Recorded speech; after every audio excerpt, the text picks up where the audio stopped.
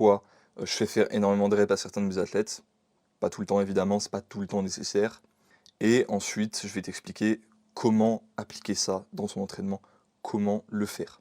Premier élément, ça va être le renforcement tendineux.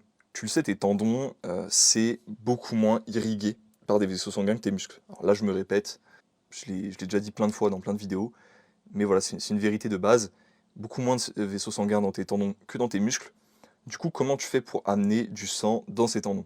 Et du coup, pour stimuler leur régénération, leur récupération, leur croissance, bah, tu es obligé de les stimuler, d'amener du sang, de faire un mouvement répété qui va envoyer du sang dans cette zone-là.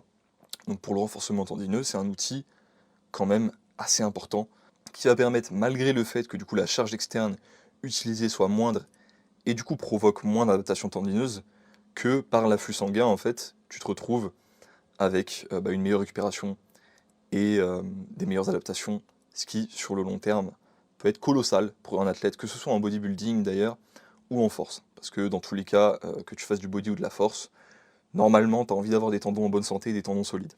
Deuxième élément, ça va être un petit peu plus fixé sur les gens côté force, mais ça va être l'apprentissage moteur.